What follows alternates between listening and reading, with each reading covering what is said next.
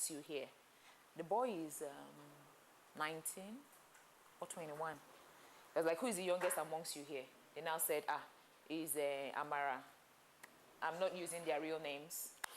Say it's Amara, that is the youngest amongst them. And I said, Amara, come with me. Then he took Amara, gave Amara 10 naira to go and buy biscuits and come and meet him in his house. Amara went to buy biscuits, came back to meet him, and he violated her. That's another one. The matter is still in court.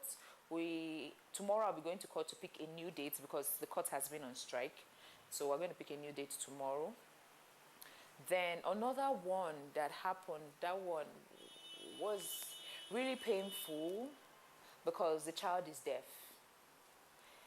I feel kids, it's bad enough being a child and being taken advantage of, but when you can't express yourself very well and someone is taking advantage, it's actually very, very painful. A child was sodomized and the school refused to take responsibility. They were shielding the rapists or the abuser, and it's infuriating, it's painful, but it's one of those things that we get to face day in, day out. Then another one I would love to mention was of a girl. She's autistic. She's even autistic is maybe putting it as mild as I can put it. We went for a campaign for clean periods, teaching them how to keep themselves clean when the period comes, what to do, what not to do. And after the whole campaign, the advocacy, we shared the sanitary pads and all. And she called me. She was like, Auntie, I want to talk to you. I was like, okay. And also we sensitize them that nobody should touch your private parts. If anybody touches your private parts, go and tell the principal. If you cannot tell the teacher, go and tell the principal. So she called me and said, it was like, somebody was touching her breast and the person was saying she was going to enjoy it. And I'm like, no, he doesn't have a right to touch your boobs. And he said, Auntie, it's not only there. He puts his hand inside my bum bum. I'm like, is it not bad enough that the child is autistic? Because this explanation, it took her over 30 minutes to express it. So I'm imagining if, like, the teacher is not patient, or maybe the teacher is a friend to that person that is abusing her, probably she would not have fair hearing, really, though. But the victims are always afraid because they are threatened. I've met series of people, young girls that have been raped, and I've been opportune to speak with them one-on-one. The particular one I met was raped at the age of, I think, when she was 6 years. And then all through her primary school, it brought setback to her academically, fear of being beaten by the rapist. She could not open up to the parents, and that really affected her. The few rape cases that are reported don't usually get the deserved justice or any form of compensation, a situation that some experts describe as rather unfortunate and attributed it to unnecessary delay in the nation's criminal justice administration, the fear of being killed by perpetrators, the ability of perpetrators to buy or obtain justice as a result of their financial status, want of evidence and proofs, as well as other constitutional lapses. More worrisome is the fact that even children below the age of 6, persons living with disabilities, the elderly, and other vulnerable persons in the society also fall victims of rape. Most times, perpetrators are members of the victim's family and other trusted family friends or domestic servants. In other instances, the victim's teacher and confidants are the ones that take advantage of them. I think our laws are not efficacious enough, and our laws tend to protect the abusers, and also our laws do not give a long time for you to prove rape. You have proving of rape has a life. It has, should I say, time span. It has a time span. It expires. And I understand why it expires, but I think people should be given the benefit of doubt to come out and say, okay, this thing actually happened to me, and this was what happened. Okay, usually, let me play how on a good day a rape case should, the procedure, what should happen. When someone is raped, the first thing is go to the hospital. When you get to the hospital, most preferably a government hospital, because when you take it to a private hospital, getting it in court, they might tell you that the evidence is not good enough. So when someone is raped, the first thing is go to the government hospital, run tests. They'll run tests on you. Then they would do. They'll give you medications. They'll give you medications. Those reports are what is compiled for you when it's time to go to court. Here's a little problem.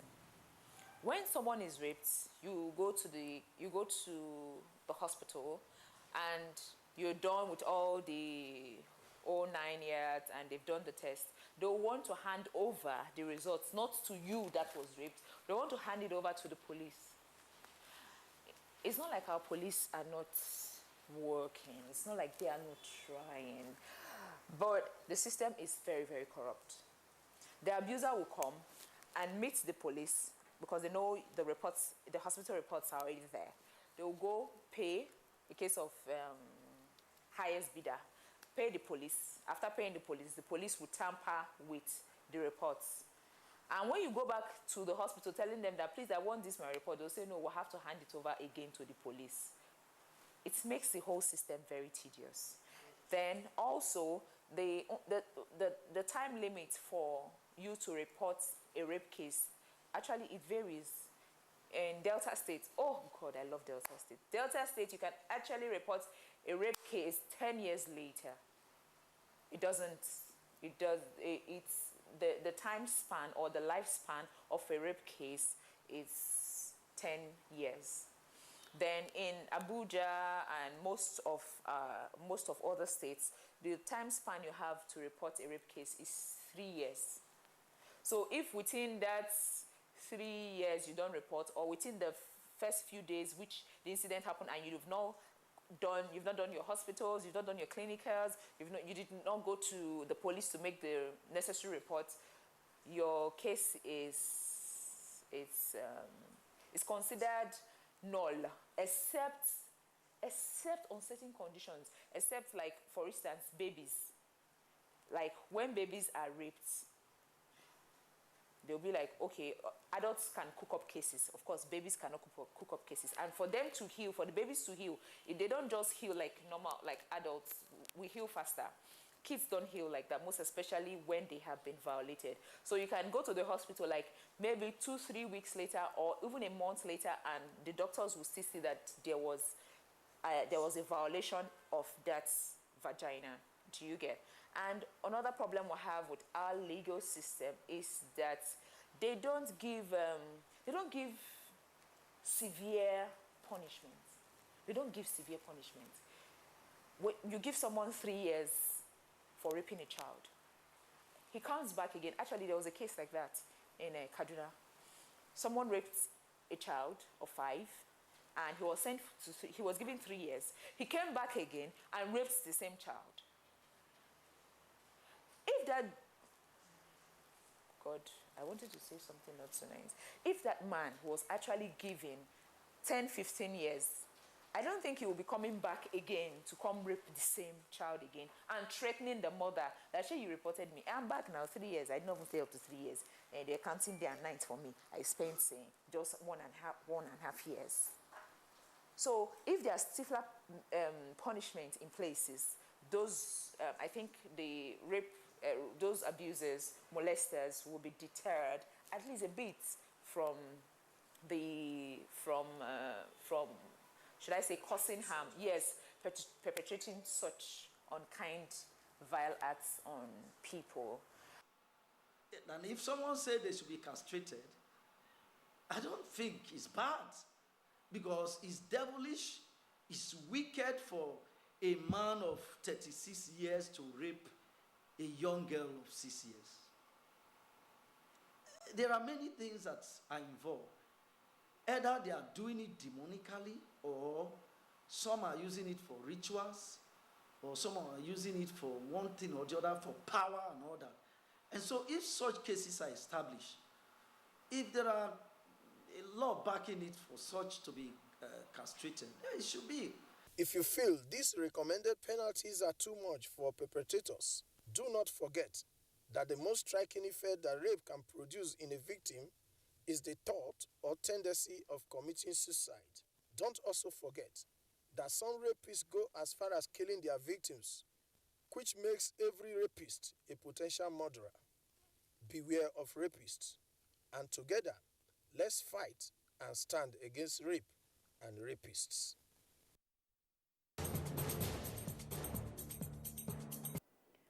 Sexual violence is not just a heinous crime, but a violation of victims' humanity, and experts agree that parents and guardians and society at large must redouble efforts at educating children to speak out against that subtle touch in wrong parts of the body from family members and friends, so as to nip this evil in the bud.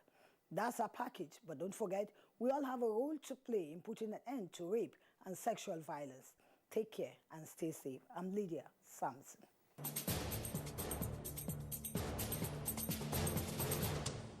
I never get this kind of thing, or I hear it. Nínú ẹgbẹ́ la wà tá a ti gbọ́ formation tíjọba tó ń ṣèrànlọ́wọ́ fáwa télọ̀ wọ́n nítorí COVID-19. Wọ́n ní kí n korúkọ àtàkáǹtì tí mò ń lò, so mo kọ sílẹ̀, mo mọ́kàn kúrò, mo rò pé ó lè jẹ́rọ́ ni nǹkan tá a wá ṣe. Ju bí ọ̀sẹ̀ bíi mẹ́ta ẹ̀ lọ tí wọ́n gba àkáǹtì nọ́mbà wa tí wọ́n béèrè ọ̀rọ̀ lọ́wọ́ wa yẹn ni wọ́n sẹ́ndì owó sínú àkáǹtì mi. Ọjọ́ yẹn náà ni mo fi owó kún, mo dẹ̀ lọ ra fóònù. So láti ìgbà yẹn mi ò ní ìṣòro pẹ̀lú àwọn kọ́sítọ́mà mi mọ́. Òṣèré tó máa gba 30,000 ẹ̀ tí wọ́n fi ra materials. Pátápátá tó yẹ máa ṣiṣẹ́ family àjẹun ìyàwó àtọmọ máa jẹun wọ́n appreciate. Mo dúpẹ́ lọ́wọ́ federal government fún nǹkan tó ń ṣe.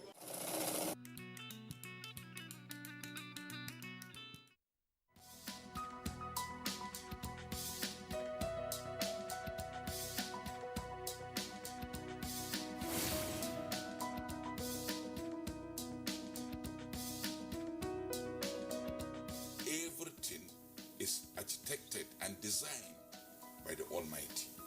Someone who is a Christian is someone who lives a life of Jesus Christ. And the life of Jesus Christ is a life of sacrifice. Yes.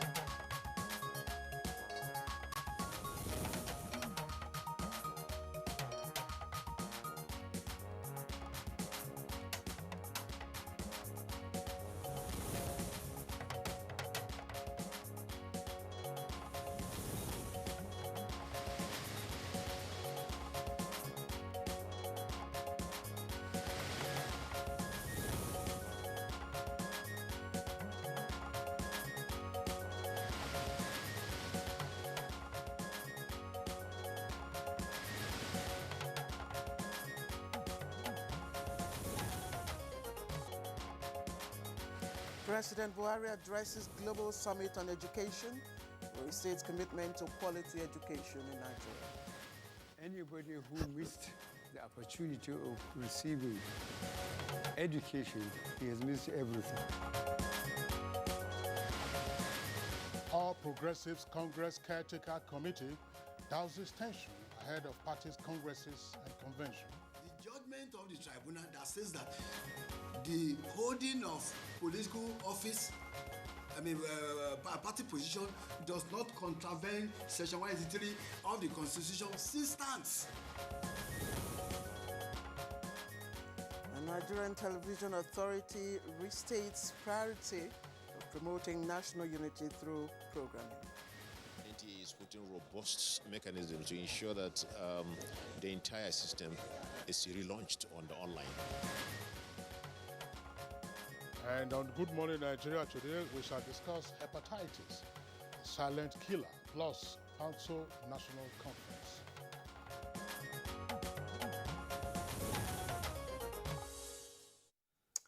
All right, let me quickly start our conversation this morning by asking you what I presume to be a very simple question. Maybe in the framing of the question, but not as simple as it is in your answer. Now, here is the question. Do you know your status? I'm not talking about your HIV/AIDS status, neither am I talking about COVID-19 status. But I'm actually talking about another silent killer disease that is viral, one that can't wait. Kingsley. All right, in Nigeria, viral hepatitis is among several diseases that many Nigerians do not appear to know much about. And based on a recent impact survey report, Nigeria has a hepatitis B prevalence of 8.1% and hepatitis C prevalence of 1.1%. Now, globally, we are told that about 1.4 million people die of viral hepatitis every year, which translates to 4,000 people dying of the disease and other related illnesses. That's on a daily basis. Well, these are indeed very sobering figures, as many victims of the disease have not been fortunate enough to detect it early. Now, in most cases, the disease is diagnosed at a late stage or after it has caused significant damage to the body, especially the liver. So, Nigeria is also among the several African countries that signed to a document called Global Health Sector Strategy, and it targets to put down, eliminate hepatitis, viral hepatitis, set by the World Health Organization in 2016 as a public health by the year 2030. Now, it has been scheduled to run, or it was initially scheduled to run from 2016 to 2021, but Kingsley, because most countries, including Nigeria, failed to meet that target, so the WHO had to mainstream it. Yes. Yeah. All right, now, with the world still talking hepatitis after the International Day was commemorated on the 28th of July with the theme, Hepatitis Can't Wait, how much attention, awareness, and funding have been given to hepatitis across the country? Now, has the disease been somewhat relegated to the background by COVID-19? And again, another question to ask is, eradicating viral hepatitis by the year 2030 achievable? We shall be discussing all you may want to know about hepatitis beyond the name. Of course, it's a silent killer on our edition today on Good Morning Nigeria. Well, Claire, of course, there's more to play today, as we shall in the second leg of our conversation focused on the upcoming Panso National Conference with the theme, repositioning the Panso Social Cultural Association for greater national and global impact. So that's our outlook for Good Morning Nigeria today. My name is Kingsley Osadolo, and I welcome you to Good Morning Nigeria. It's a wet morning here in Nigeria's capital territory, wherever you're watching us here in Abuja, elsewhere in the country or around the world. Thank you for being with us. Indeed, thank you. And Kingsley, I tried researching Panso community. I didn't get it, so I'm sure you would like to know where Panso community is, what Panso it's all about. I am Claire Adilabu Abdulrazak, also joining Kingsley, my colleague here, to welcome you to the program. And just like he indicated, of course, we are live here in our studios in Abuja, Nigeria's capital city. We shall also be bringing to you our complimentary segments, beginning, of course, with the news in a short while with Dennis Adegoronye, and then we'll go on with business news and other complimentary segments. Dennis, good to see you. Good morning. You too, Claire. Good morning. And Good morning, Kingsley. Good morning, Nigeria. Here's the morning news. Despite the daunting challenges, President Muhammadu Buhari says the federal government will not shirk its responsibility of expanding access to quality education at all levels for all citizens.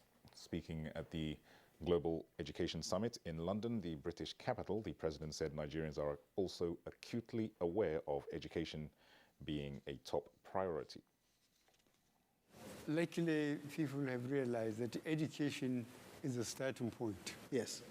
Anybody who missed the opportunity of receiving education, he has missed everything. Let us remember that even though money is necessary for transforming our education systems, it alone is not sufficient. Some kid around the world will, I have absolutely no doubt, have their lives transformed, and many, many kids will have their lives transformed. Meanwhile, Nigeria and the United Kingdom have resolved to deepen and expand the highly beneficial relations between the two countries, especially in the area of green trade. This was when British Prime Minister Boris Johnson played host to President Muhammadu Buhari on the sidelines of the Global Education Summit in London. The British feel that they have a comparative advantage. I mean, not that they have more sun, but in terms of the technology for solar panels. And they are a bit concerned about the tariffs on that, and that is something that the two countries can look at. They all both agreed that there was really an area to increase the level of trade between the two countries. And back here, the Nigerian Sovereign Investment Authority says it plans to invest $200 million in building world-class hospitals across Nigeria. Managing Director of the authority, Uche Orji, says Nigerians should look out for the inauguration of roads across the country in 2022, which will be tolled. He stressed that the federal government and its partners through the Presidential Infrastructure Development Fund are committing more funds towards the completion of ongoing projects. Presidential Infrastructure Development Fund at the moment has fully committed capital of about $1.7 billion. And this is really now focused on these projects. Lagos-Ibadan Expressway, Second Niger Bridge, Abuja-Kano Road, and the Mambila Hydropower Project. Okay, so there will be 20 of these centers built across the country.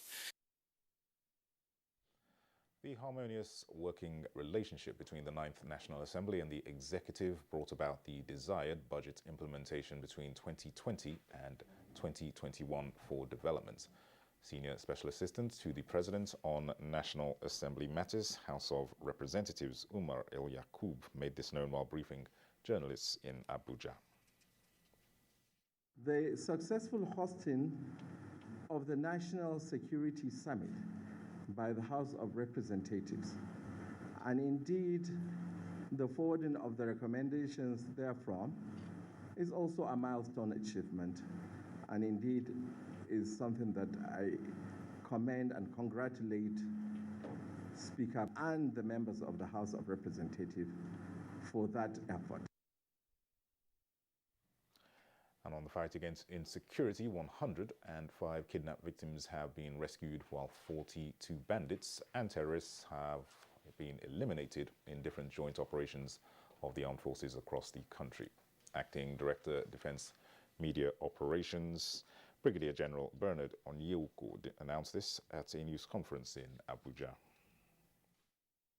Bandits and 5 armed robbers were neutralized and several others escaped with gunshot wounds, while 12 others were arrested. A total of 12 assaulted rifles, a truckload of stolen railway tracks and sleepers were also recovered in the course of these operations. A total of 17 kidnapped victims were also rescued from their abductors.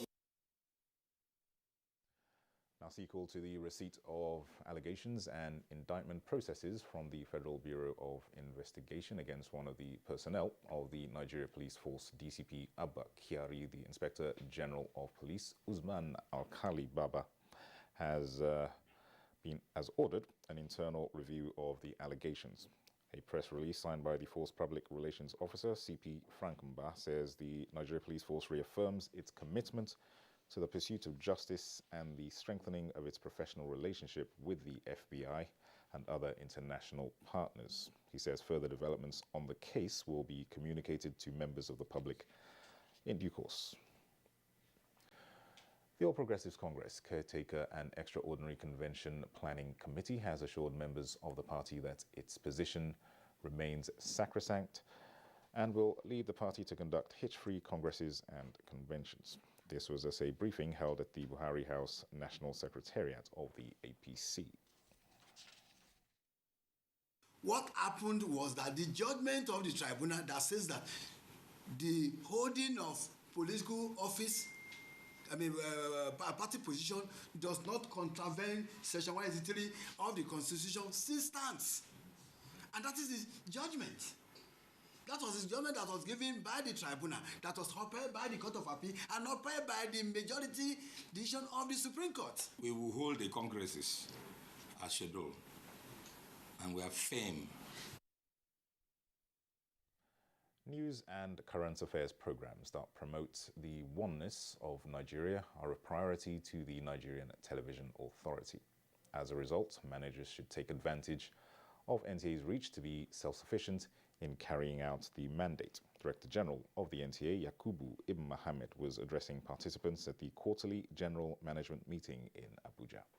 NTA is putting robust mechanisms to ensure that the entire system is relaunched on the online. Our appeal really is that the governors should come to our aid and assist the stations, assist us. Executive Director Marketing with the DG has just approved La Liga matches and German Bundesliga.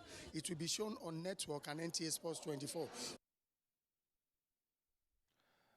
The number of COVID-19 infections in the country has continued to rise, with the Nigeria Center for Disease Control confirming 558 new cases in 16 states within the last 24 hours. Lagos State tops the daily figures with 376 new cases, while Oyo follows with 33 new cases. Akwa Ibom records 26, FCT 22, Imo 15, Bayelsa and Ekiti 13, Kano 12, Ogun and Plateau 11, Delta 9, Jigawa 6, Rivers and Zamfara 4, Edo 2, while Ebonyi records a single new case. Nigeria now has 178,821 total confirmed cases of COVID-19, out of which 164,930 patients have been treated and discharged. 2,141 is the total number of those who have died of the virus. Well, that's the news for now. The program continues very shortly with Kingsley and Claire after this break. Good morning. We know that as a mother, one thing you should never compromise on is your family's oral health, because they deserve the best. Oral-B, all-round protection. It's great value. It protects your mouth from harmful bacteria and also protects you against tooth holes and gum problems, which can lead to tooth loss. It strengthens your family's teeth and gives them all-round protection. So remember, the future, Oral-B for happier, stronger teeth. For policy and to find as we want. *777# or download. To set aside our differences, unite and stay as one. In our expansive landmass, human and material resources, and plurality lies our strength. Let our challenges lead us to rediscover our common ground, and together, let's find solutions. This will take some time, so it requires patience. In this movie, we're so the base and so inner of the interface show day. The press what and as you can see, it says project interface, media browser info. But as brothers and sisters, together we can build a better Nigeria for ourselves and for the next generations. This message is brought to you by the National Orientation Agency, NOA, with support from Nigerian Television Authority, NTA. The broadcast media ecosystem is dynamic and requires continuous training for practitioners to perform optimally. NTA TV College Jos invites relevant officers to the following specially packaged training programs. Basic Directing Techniques, date 2nd August to 27th August 2021, 4 weeks. New Technologies, optical fiber, IP technologies, automation storage management and wireless technology. Date 9th August to 13th August 2021, 1 week. Transmitter operation and maintenance. Date 23rd August to 27th August 2021, 1 week. Advanced broadcast accounting and auditing. Date 30th August to 24th September 2021, 4 weeks. Emotional intelligence for workplace efficiency. Date 6th September to 17th September 2021, 2 weeks. The course fee for the 4-week course is 100,000 naira per participant. The fee for the 2-week course is 80,000 naira, while the course fee for the 1-week course is 60,000 naira only. Accommodation inclusive. The venue for all courses is the serene and secure environment of NTA TV College near Old Government House, Mayfield, Jos. For more inquiries, please call 0803 079 5335 or 0806 980 9807. NTA TV College, Jos, training you to be the best you want to be. Dialogue, empathy, love, and unity. These are vital components of nation building. For all to be well, we appeal that we should refrain from volatile, provocative, inciting messages and language. Let's build and not destroy.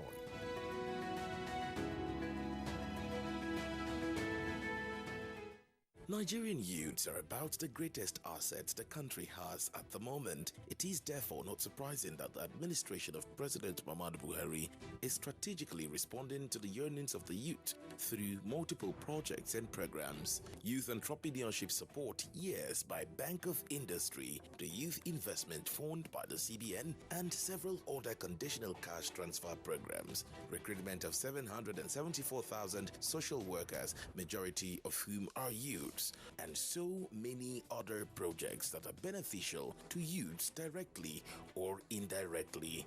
If the administration can do all this, definitely with a degree of patience and time, it can achieve more. Nigerian youths must come together to say no to terrorism, no to vandalism, and no to all disruptive tendencies. Hashtag Youth for Greater Nigeria. Pacifying the youths, unifying the nation. All right, you are watching Good Morning Nigeria on the network service of the Nigerian Television Authority. Now, a financial expert is enjoining the Central Bank of Nigeria to monitor commercial banks' dealings in foreign exchange following the CBN's latest policy on bureau de change. Let's join our correspondent Alika Panachi-Aruwa for details. The decision to stop sale of foreign exchange to bureau de change by the Central Bank of Nigeria has raised a lot of questions. One of the implications is that commercial banks are now the only places forex transactions can take place. A financial expert, Dr. Davy Aheruvo, said the decision of the Apex Bank will sanitize the system, but called for more vigilance from the Central Bank. If the CBN had prepared their alternative ground for the foreign exchange sales with the banks, and they know that the banks will be very, very effective or more effective, then we will say that there will be no cause for alarm. And the purpose why they are banned, why the sales to them are banned, is because they are using that as a cover-up to push out foreign currencies. But now, if the bank would be a good alternative, I don't have an issue, is that there will be a congestion of demands on the bank. He also commended the Central Bank of Nigeria for various intervention programs to stabilize the economy since the outbreak of COVID-19. With business news, Alika Opanachi-Aruwa. Right, that was a business package by Alika Opanachi-Aruwa. Coming up next is newspaper review, and hold on for it.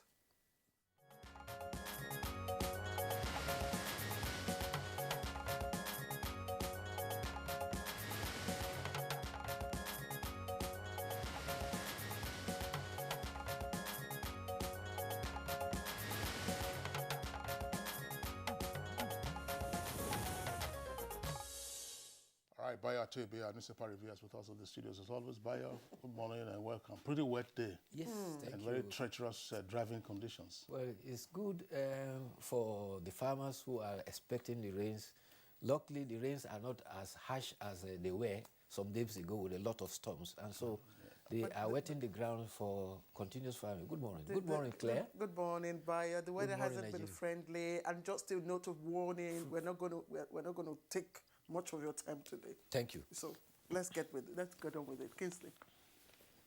Punch newspaper. Banks CEOs summon emergency meeting over BDC's forex ban. Hush puppy, that's the kicker for it. Inspector General orders probe of FBI's fraud allegations against Kyari. And with the rider, FBI links Supercorp with detained fraudster and DCP, that's Abba Kyari, wanted in the US. That's page 7. Defense Minister blames monarchs and clerics for insecurity, says troops compromised.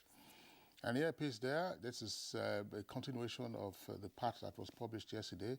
Imo's regime of bloodshed and mindless killings by troops leave parents, widows, and children in agony. This story comes with a kicker. Supreme Court's declaration on Buni. Governors hold emergency meeting today. APC chiefs differ. Congresses to hold.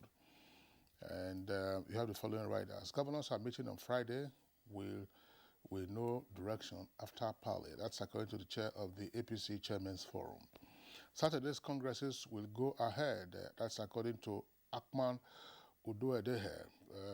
It will be irresponsible to do so, says Banire.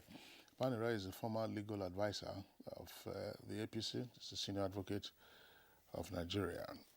Now, the photographs on the front page there, of course, are captured by the headline, Borno engages 1,000 hunters screened by DSS and military to protect farmers. Borno engages 1,000 hunters screened by DSS and military to protect farmers. Of course, we all recall what happened last year. Very terrible incident when farmers went to their fields to harvest their crops, and there were scores of them, nearly 80 or if not more, were hacked to death by Boko Haram elements. Are the hunters armed? Well, if you cannot be a hunter and be armed with stones. So how would they protect the farmers? You cannot be armed with stones if you are a hunter, or with traps. So I believe that they have some minimal armaments. At least they can serve as a front line for the protection of those farmers. It just tells you just how serious the situation is, and then how government, of course, is seeking to respond by saying, look, until we decimate these guys totally, at least some normality will be restored. EFCC has recovered 5.4 billion naira from trapped 12 billion naira. That's according to NHIS boss. Cholera kills 169 residents and over 5,000 infected in Kano. Federal government frustrating UK government's effort on Kano's trial. That's an allegation by the lawyer. Atiku meets Wike, says Nigerians waiting for PDP in 2023. Katsina rival bandits clash. 4 killed over woman. Residents desert farms. Details on page 8. On page 7, lawyers kick as Benin Republic plots Igboho's deportation to Nigeria. Wow. Claire. That's a loaded front page this morning. Daily Trust, I just take the ones that aren't on Kingsley's paper, and just a bit below the nameplate for Daily Trust. Kaduna files fresh charges against Zakzaki as cleric is flown to Abuja. And then gunmen invade ministry in Nasarawa, cut away 100 million naira. And I think this also enjoys a mention on the Punch. Super Cup Kyari in the eye of the storm. And just at the bottom of the paper, other trending stories. Police nab kidnapper collecting ransom through bank. Again, police nab kidnapper collecting ransom through the bank. And the picture story there, Kingsley also mentioned it. And I'm happy. Well, I commend the hunters, really. Yes. Well, Borno State government now is taking the initiative to use the hunters who have now volunteered and have been given minimal training to be able to support the security agencies in tackling banditry. There have been some successes attained by hunters in such initiative in Niger State. They went a long way in reducing the frequency of kidnapping and banditry in Niger State. Meanwhile, President Muhammadu Buhari says Nigeria will be glad to receive support of the Commonwealth for its diverse needs and challenges. At a bilateral meeting with Baroness Patricia Scotland, the Secretary General of the Commonwealth invited Nigeria to take benefit of many of its technical assistance. Areas that the Commonwealth has developed competencies include agribusiness, climate change, criminal justice, police reform and security. President, who is attending the Global Education Summit at London, also told the summit that parents in Nigeria make several sacrifices to ensure that their children and wards are educated because they value education. He says the government and people realize that education is the starting point for success despite challenges. At other bilateral talks with Prime Minister Boris Johnson of Britain, the two leaders also appraised the war against different forms of terrorism in Nigeria.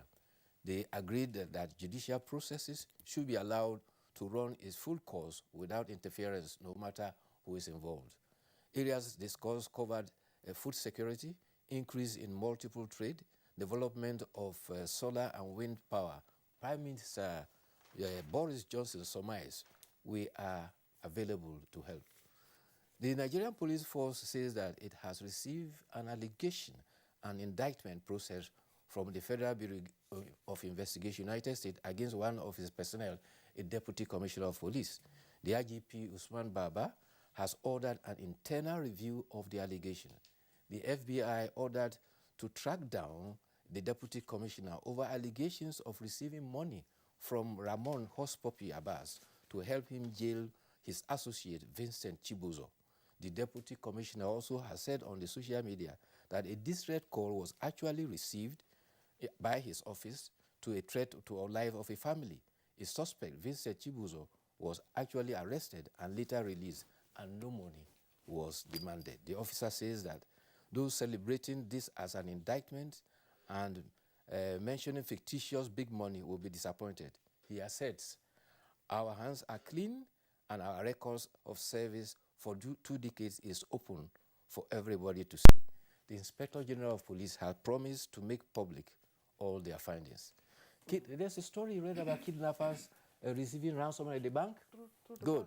The police officers of Area Command Division Suleja have arrested the kidnapper who allegedly collected ransom through the bank.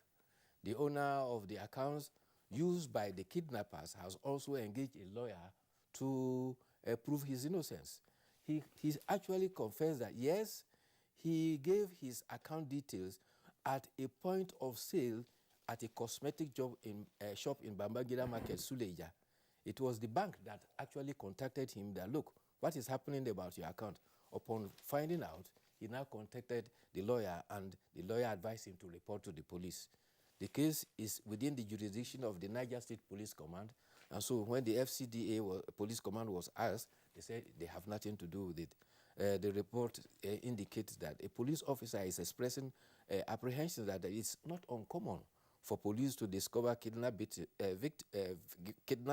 cases and some of the participants, but somehow some of them get covered up by some politicians. So that's yes, that's why I just disqualification of Nigerian athletes from Tokyo, 10 of them. Yes, but there's good news. They started athletics yesterday. Blessing Okagwari and Grace Nwokocha have both qualified for the semi-finals in the 100 meters. Okagwari finished first in the heat 6, returning 11.6. Yes, I think she did a very excellent time in this. Yes, this is her 3rd consecutive Olympics.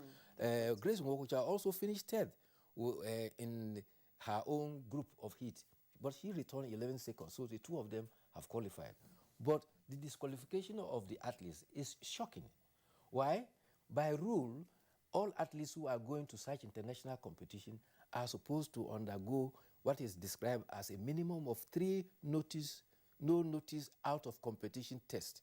This is to be conducted 3 weeks before that impending competition. But because of rivalry within the Athletics Federation of Nigeria and confusion between them and the ministry, this thing was carelessly abandoned. They thought it was not necessary. So we had 23 athletes that were fielded, 10 of them were disqualified. All right, that's a matter that, of course, we'll take up once we have the officials who will explain what happened and why it happened. I think that somehow it turns out that there was much emphasis about qualification times and other issues rather than also looking at the doping end. Although, I mean, in recent years, we must say that Nigeria has not had any notoriety with regard to doping, unlike some other countries that we're aware of. There's a story on page 5 of the Punch, and I think this must be very shocking, to persons, who do value decency. Unizik lecturer, that is a lecturer of Nnamdi Azikiwe University, Awka, Anambra State, is alleged to have flogged an undergraduate student of economics for improper dressing. Now, or not following the dressing code. What is this dress code? The dress code is that the student did not wear the Ankara uniform prescribed for the department. Other than flogging the student, the lecturer is alleged to have also seized her personal effects, including shoes and some of other things of other students for not complying with the dress code. That is Nnamdi Azikiwe University, a lecturer flogging an undergraduate student for not wearing Ankara for the department. Is that, I don't know. I hope we will see the end of this story and how the university would respond to it. Of course, apart from what the university authorities would do, the student also has every opportunity to enforce her rights against such a lecturer, for assault, quite clearly. And I think these are matters that rights groups should actually take up. Sometimes you just wonder what the mental health of some of the lecturers in our institutions of higher learning. There are two stories. One that I think that Kingsley read. Kaduna State government has filed a separate charge under the Treasonable and Treasonable Offences Act against the leader of Islamic movement, Sheikh Ibrahim El-Zakzaki, who was discharged and acquitted yesterday of a trial that has begun since 2018. Also, Kaduna State government has indicated that it will appeal the earlier case that was ruled. There's also the report that the EFCC has recovered funds from the Nigeria Health Insurance Scheme. The Executive Secretary, Professor Mohammed Sambo, was very excited that they have recovered 5.4 billion out of 12 billion funds that belong to NHIS. But it didn't indicate from where it was recovered. Was it from the HMO, Health Management Offices? All right. These are the instances that is slowing the services that is required by the National Health Insurance Scheme. So that subscribers go to hospital and they are directly, boldly, and barefacedly discriminated against. Oh, yeah. Well, we'll just keep our fingers crossed that things will get better. I think so. Bayo, thank you. Thank you too. Have a good weekend. You too. And see you in August. Oh, August, that will be next week. All right, this is Good Morning Nigeria, live from our studios here in Abuja. Don't go away. What do you know about hepatitis? Do you know your status? It can't wait. These days, people get their news and information from more media sources than ever before. Some of the news and information given are fake, unverified, doctored, and manufactured to create confusion, stir disaffection, and cause disunity. Before you believe or share any news, ask yourself, is this real? Is it from a credible source? Is it verified or verifiable? Fake news is dangerous. Whether you do it for fun or for political gains, real people can get hurt. Fake news, don't create it, don't spread it. This is a public service announcement from NTA.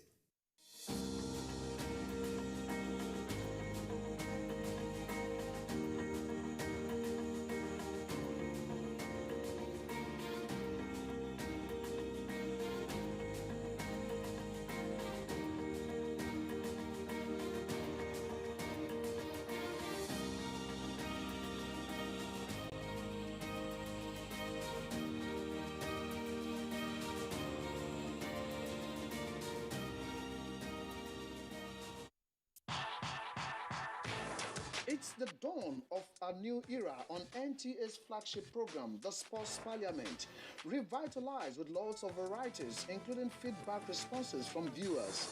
Sports Parliament, the weekly sports show that exposes all the intrigues in the Nigerian sports sector and projects an agenda on the way forward for Nigerian sports. On NTA every Thursday at 10:30 p.m., running for 1 whole hour, discussing sports. The parliamentarians are more committed than ever to enlighten the viewers as the Sports Parliament takes it to a whole new level on the floor of the House. Keep a date with the Sports Parliament as motions are moved every Thursday on the floor of the House. Mr. Speaker, with his gavel to harmonize sports resolutions.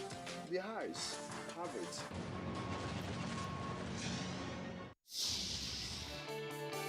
A new edition of TV Guide is out exclusively with Governor Simon Lalong of Plateau State. Since assuming office, our rescue administration has pursued the path of peace and reconciliation and restored confidence among people of different ethnic, religious, and political persuasions.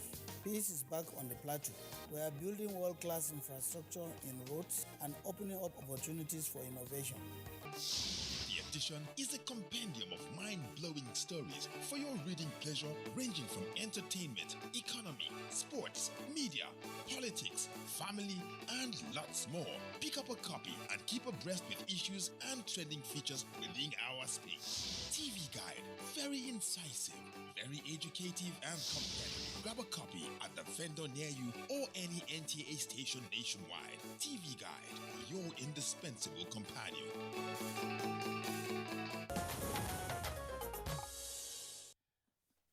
You're still watching Good Morning Nigeria on NTA's network service. Now, as a prompt for our conversation, which is on hepatitis, a silent killer, let's take this background by Ekene Undulwe.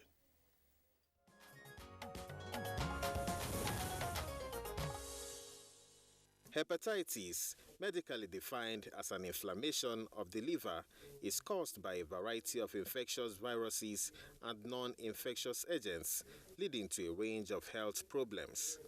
There are 5 main strains of the hepatitis virus, referred to as types A, B, C, D, and E. While they all cause liver diseases, they differ in several ways, including mode of transmission, severity of the illness, geographical distribution, and prevention methods. Types B and C are identified as causes of chronic diseases in hundreds of millions of people, and together are the most common causes of liver cirrhosis, liver cancer, and viral hepatitis-related deaths.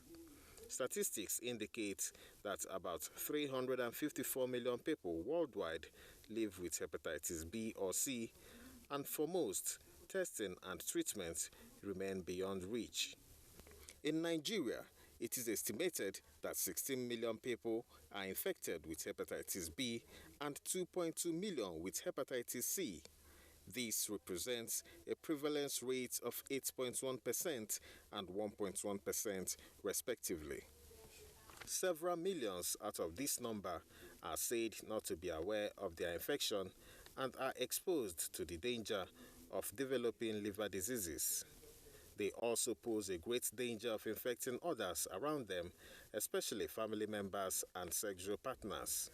Available data indicates that hepatitis B and C cause 1.4 million deaths per year. This is more than HIV, AIDS, and malaria. In response to high prevalence rates and in alignment with the global efforts towards elimination, the Nigerian Ministry of Health developed the National Viral Hepatitis Strategic Plan 2016 to 2020, which maps out actions to put Nigeria on the path of hepatitis elimination. What are the treatments for this killer disease? How far has Nigeria gone towards eliminating hepatitis? Experts on Good Morning Nigeria will be giving their answers in a moment.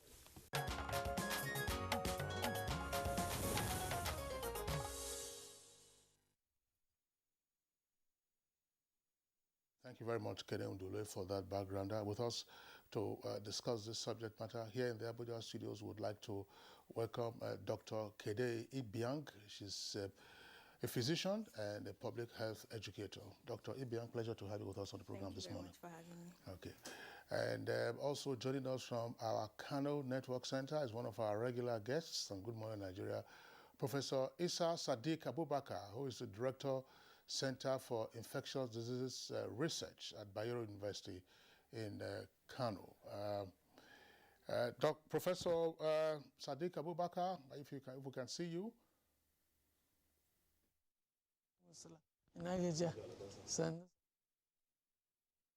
All right, let's Professor Sadiq one more time.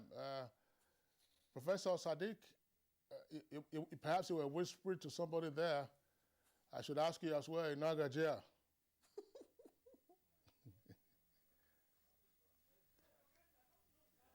All right, okay. I'm sure that engineers are sorting out the audio connection there.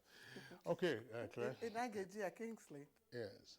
You said in Nagajia. Cool. In Nagajia, that's, in Nagajia, Bagajia, that would be. Bagajia, that's nice. It's good to know you speak, at least you can speak. All right, let's bring in our guest that is joining us via Zoom, all the way from New York, Mike Omotosho. He's the president, Nigerian Commission, Hepatitis Zero representative. Mike, good to see you. Thank you, Claire. Okay, I think we should start with you, really. Kingsley, you want to go ahead? Oh, well, that's right. I mean, we'll start off with Dr. Mike Omotosho. Dr. Omotosho, let's just, for the benefit of our viewers, get a background into what viral hepatitis is all about. Some say, of course, it's a virulent killer, that's a silent killer, but also usually quite fatal. What is viral hepatitis? What does it do, and what are its causes? Thank you, Kingsley. You're already speaking like a medical personnel because a lot of people confuse viral hepatitis with hepatitis generally. Hepatitis, as it is an inflammation of the liver. And of course, there are several causes of this hepatitis. It could be due to harsh chemicals, like the concoctions that some of our young chaps drink these days. Heavy intake of alcohol, for instance. But the one we're most concerned about is viral hepatitis. And there are different kinds of viruses that actually cause viral. In fact, it's argued that it may be A to Z. However, there's just about 5 of them that are very popular. The A, the B, the C, the D, and the E. The A and the E is basically self-limiting, meaning if you have it, it can come and it can go. The B and the C is usually the most virulent and indeed very mortal, causing deaths at times. The D most times exists as a super infection of the B. So by the time you see somebody having hepatitis D, you know the person has hepatitis B plus extra. So the one we're most concerned about is the B and the C. What makes hepatitis most scary, in fact, why we say it's a silent killer, is because the ailments are, the symptoms, the clinical symptoms are not often very obvious. In fact, at times, the patient can be asymptomatic without showing any symptoms at all.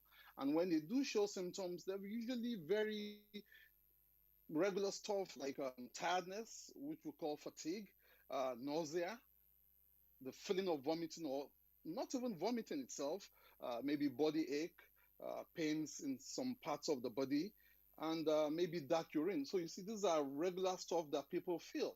So most times when you even go to the hospital, they'll probably just think it's malaria if you don't do the test. And that is where the problem itself is. By the time somebody with viral hepatitis is presenting with maybe jaundice, which is yellowing of the eyes or the skin, if you can see it, or even edema, which is water accumulation in certain parts of the body, the liver is probably already gone. Then it's maybe a little too late. And that's where the problem is.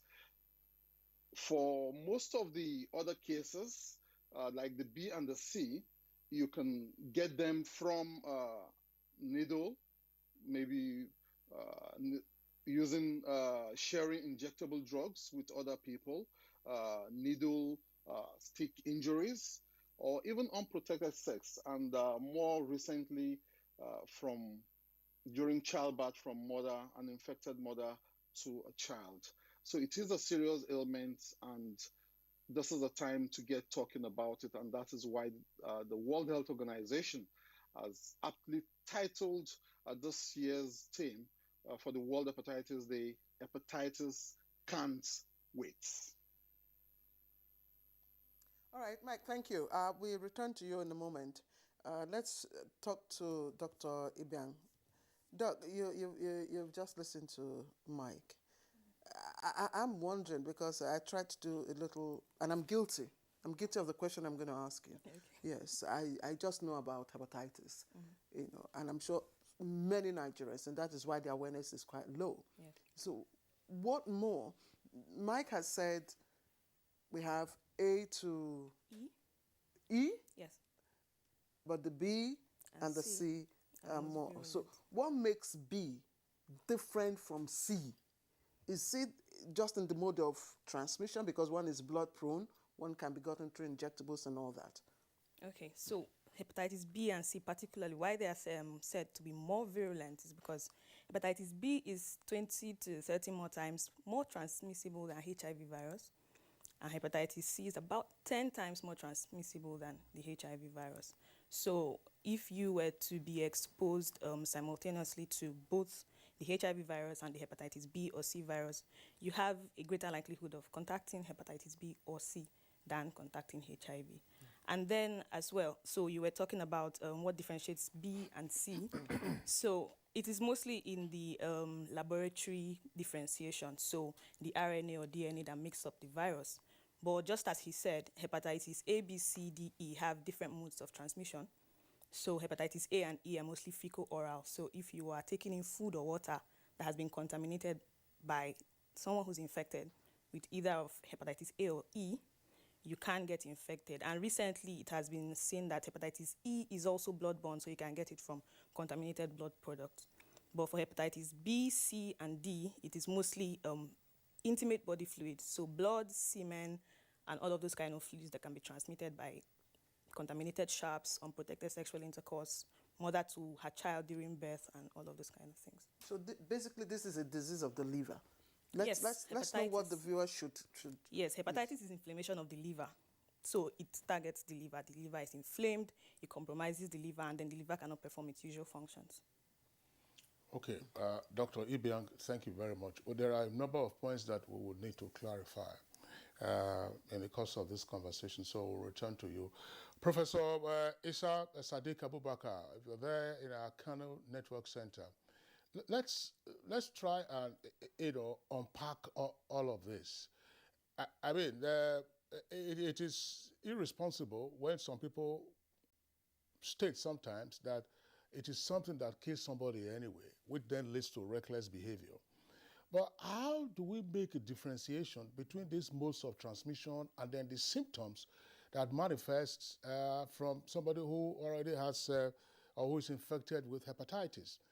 Our other experts, in the course of this conversation have said, for instance, oral and fecal matter could be sources for transmitting the A and E, right? Now, cholera is ravaging parts of the country. Hundreds of persons have died.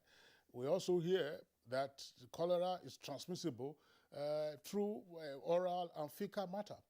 And then some of the symptoms that have been indicated for hepatitis are also symptoms that I'm saying now, that's on the face of it, without any diagnostic report.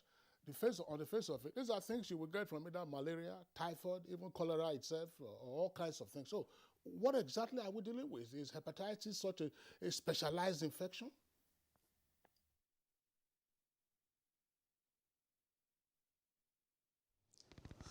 Well, hepatitis is just one of the many infections that we have globally, and especially in areas that are associated with poor environmental conditions and poor personal hygiene also. They are caused by viruses in most cases, but we have hepatitis that is even caused by bacteria, and some of the cases of hepatitis are non-infectious. But by and large, we are dealing more with the infectious hepatitis. That is mostly the ones caused by viruses, and they have mentioned the two modes of transmission.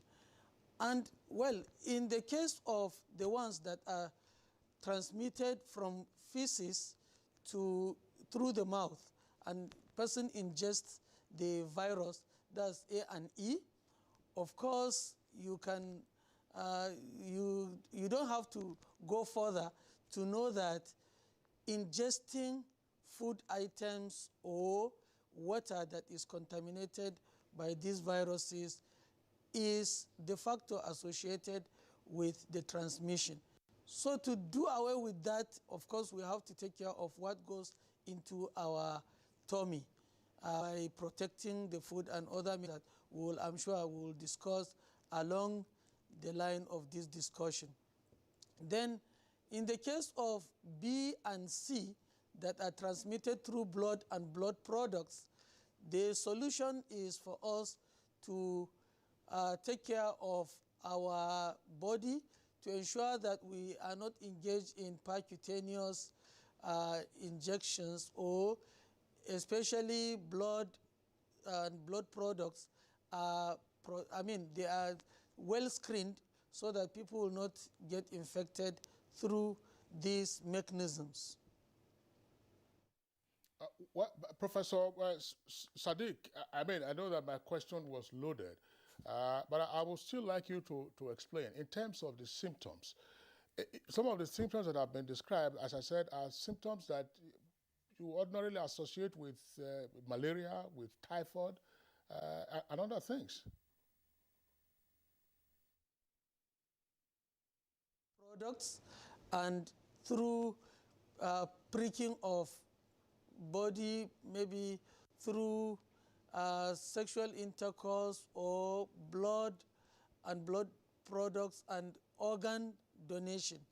And these are the major means of transmission of hepatitis B and C. So we can consider it as a special kind of infection, mostly because of the ease of transmission, as other colleagues of mine have mentioned, and the severity of the illness and the resultant effect.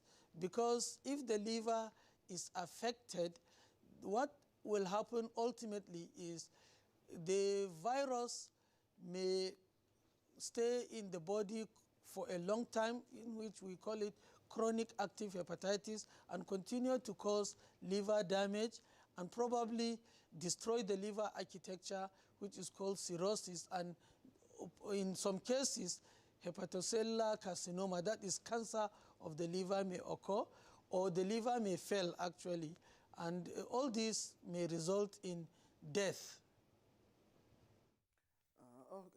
Okay, Professor Isa Sadiq, thank you. We return to Mike Omotosho, joining us via Zoom from New York.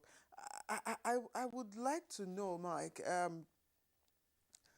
hepatitis B and C, between them, we have, I think, about 22 million people who are down with it, and 4 million people who are down with it here in Nigeria, and yet we are talking about low awareness. Is there a reason for that?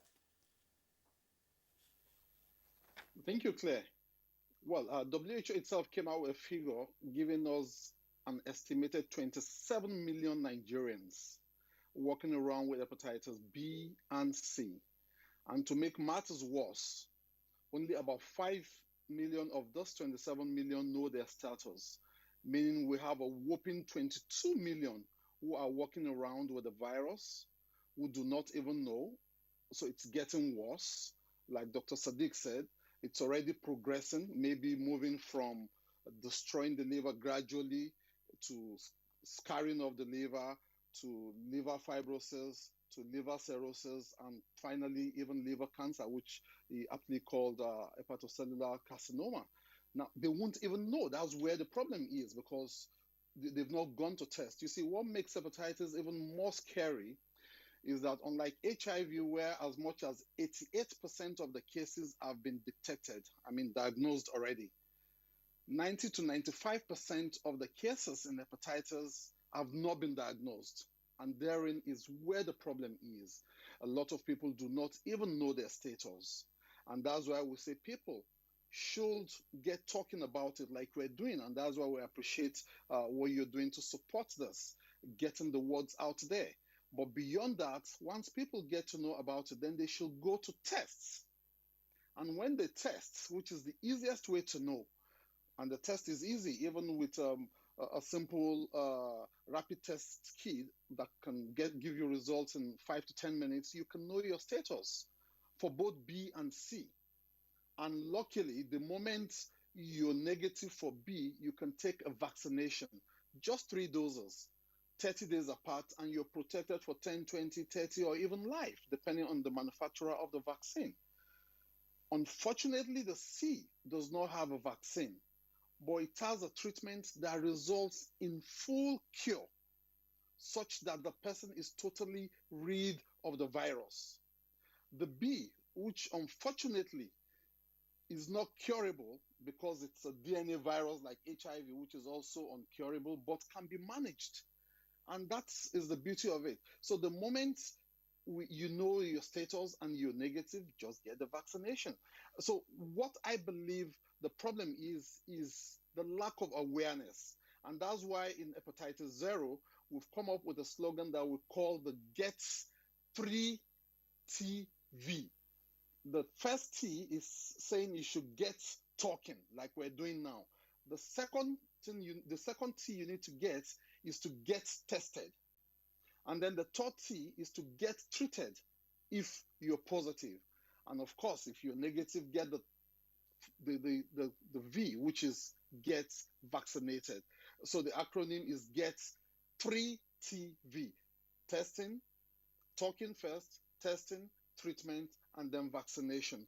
You see, 1 in every 5 Nigerian is working with one form of hepatitis or the other. It's that bad, and it is a silent killer.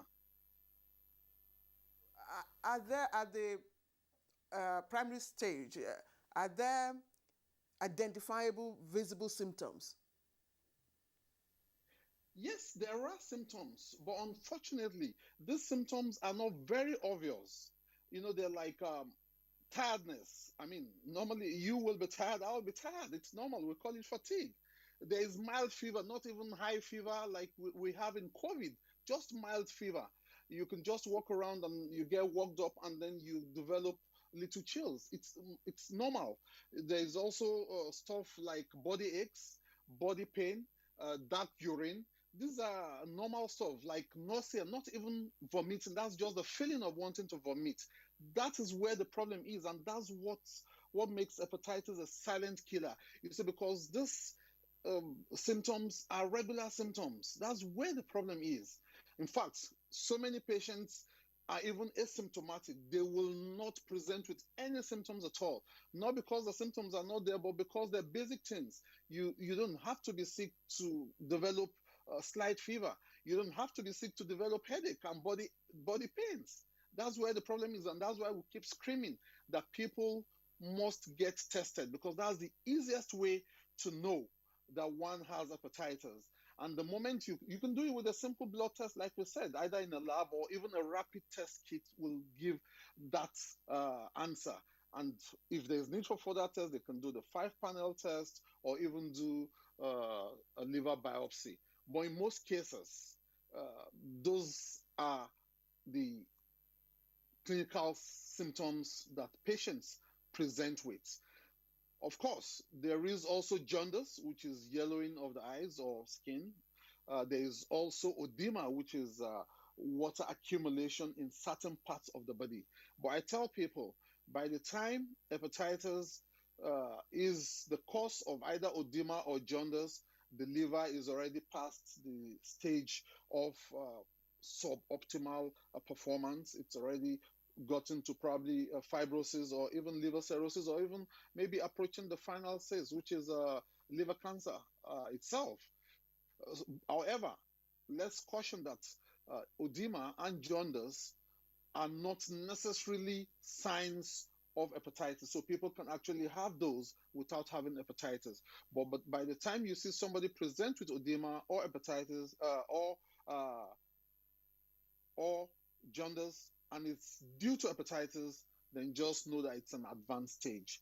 So people should get tested. That is the easiest way. And these testings are available almost free of charge. In fact, from our commission, it is free at all the outreaches that we organize.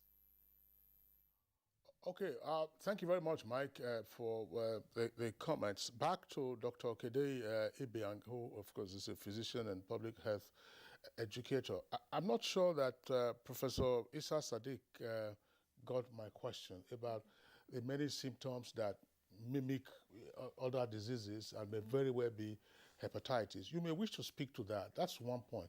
The second point is, if the numbers are such as have been reeled out, say maybe 1 in 5 Nigerians are probably walking around with hepatitis without realizing it. What is the clinical presentation? Are our healthcare workers apprehending these ailments, or we're just getting the typical diagnosis and then prescription for malaria and so on and so forth? So you go home and go and rest. Okay, so first, speaking about the symptoms you spoke about, the symptoms, like Motosha said, can be pretty generalized and for some patients asymptomatic. So they can present with symptoms that may be speaking to malaria, or you may think it is cholera, like you rightly said. But then there are some symptoms that will raise a high index of suspicion for hepatitis. He already mentioned jaundice, which is yellowing of eyes and skin, and then dark urine, which will also cause, most Nigerians, when they have those kind of generalized symptoms like nausea or vomiting or abdominal discomfort, they don't really take it very serious, but someone who sees dark colored urine will be pretty bothered and want to go see his doctor. And in addition to that, you have pale stools, so stools that are floating because your liver is not processing fats, so you are passing out the fats almost in the same form as which you took them in, so your stools are floating. But like he said, by the time it gets to jaundice and you having to see all of the other further symptoms, the liver is already compromised and the performance of the liver has dropped already. And what do you mean, your floating stools? So usually when you stool, your stool goes down in the water system, right? So when you stool and say your stools are pale and they are floating because they have fats, it is just, yes, on top of the water. And it wouldn't, usually the stool color is dark, sort of. I'm trying not to get too gross, but yes, stool color is sort of dark. So your stools are going to be really pale, like a very pale yellow, and then they'll float. So that is telling you that, yes, there's fats present in the stool that have not been synthesized by the liver, and that is because the liver is already compromised. Yes, the other leg is, are patients presenting with this yes. with these symptoms, and are they being is hepatitis being apprehended, in the course of the medical examination? Pretty much, yes, especially for patients who come in with this kind of symptoms. For some patients, the fatigue is very present. So someone's telling you that, oh, usually I'm able to work from 8 a.m. to 5 p.m. without feeling this tired, and now I just go to work and by 12 I'm feeling very weak, I can't continue, I have to take a break and all of those things. It is being apprehended, but not as much as it should be, because when patients come with these kind of symptoms, sometimes, to be honest, patients will withhold some symptoms from you because they do not want you to give them a serious diagnosis. I've met patients who will tell you that, yeah, I don't have this, God is going to heal me. This is not bad, but when you withhold information from your doctor this way, you are limiting the differential diagnosis they are working with, and then that also hinders the diagnosis that you end up with and will hamper your treatment as well. But I know that for most teaching hospitals, general hospitals, and probably some very advanced health centers, when you go with this kind of symptoms, they would usually do a blood panel. So a blood panel that is showing your full blood count and all of those, white blood cell count, and then they will now test for other infectious diseases, so HIV, hepatitis A, B, C, D, E, yes. Doc, the impression is that when you have this very fine, colored stool, it's probably because of what maybe you have had very nice meal, you've eaten very fine. That's usually the impression, but you're saying that's not the case. Yes, no. So it's not a one-off situation. So you just have a situation where you ate something that has changed the color of your stool, and it just happens for maybe a course of 24 to 48 hours. But you will consistently see pale stools and floating stools, because as long as you are taking in fatty food, your liver is not synthesizing it, so it will continue for a couple of weeks. And the issue, Professor Isa Sadiq, well, one of the symptoms identified with regard to hepatitis is said to be dark-colored urine. Again, this is a matter that engages members of the public. Is it continuously dark-colored urine or occasional dark-colored urine? Because some medical experts will also say that, probably it's an indication of the poor functioning of your kidney, or that you have not taken in sufficient fluid into your system. So how do you, on the face of it, recognize that something is amiss so that you can go and see a qualified physician? As you just mentioned, color of urine is not the only symptom that can tell us that a person has hepatitis or not. A number of conditions can lead to change in the color of urine such that it will be dark. For example, as you rightly mentioned, if a person is not taking adequate fluid, the urine color will be concentrated and the urine will look a bit dark. But then there are other conditions like malaria. Severe malaria can affect the color of urine, and in which case it will be as dark as Coca-Cola colored. That is, if a person is passing part of the red blood cell inside the urine, commonly called hemoglobinura, and that is if the hemoglobin being passed through along with urine. And then another condition that may give dark urine is the kidney conditions. Well, if a person has, for example, a condition called nephrotic syndrome, that also lead to a dark-colored urine.